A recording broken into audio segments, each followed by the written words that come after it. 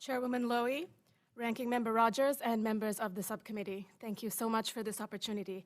I am the Executive Director of ActionAid USA, an international development and human rights nonprofit with a strong focus on how climate change is impacting everyday people in poorer countries. I would like to speak about the critical importance of U.S. support for international efforts on the environment and climate change. For the record, ActionAid USA does not receive any funding from the accounts about which we are testifying. ActionAid works directly with smallholder farmers and rural communities in Asia, Africa, and Latin America who are most vulnerable to climate change. People who, ironically, are the least responsible for causing the climate crisis.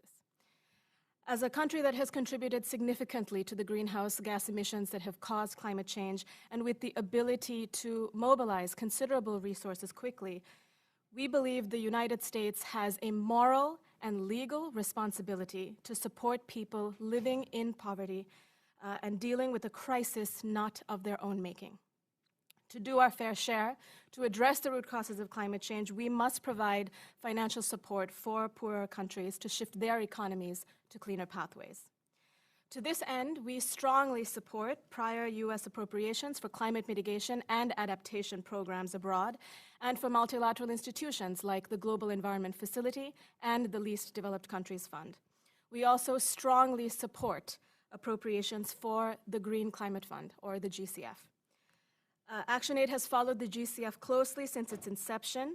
It has become nearly a $20 billion fund, dispersing resources to developing countries around the world to transform economies and support communities dealing with climate impacts.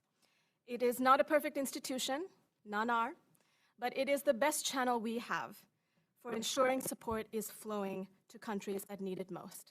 It is independently governed, features strong environmental, human rights, and gender safeguards, and attempts to fund truly transformational projects.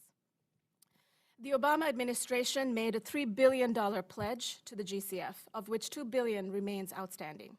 We believe the U.S. should uphold its promises. More importantly, we believe that significant U.S. contributions to the GCF are essential to have any hope of keeping climate change to manageable levels. We join others in seeking a contribution of at least $750 million to the GCF in the next fiscal year. This would send a strong signal that the U.S. is committed to a global climate solution. Finally, climate change intersects with many issues that are fundamental to the lives and livelihoods of everyone. Climate change may have a significant impact on the spread of infectious diseases. It also affects efforts to address world hunger, which has been on the rise for the last 3 years.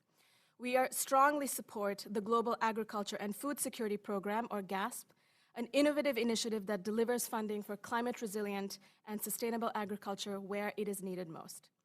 As 2021 is a replenishment year for the GASP, we request that the U.S. support and appropriate $135 million toward a goal of $675 million over 5 years. Thank you so much.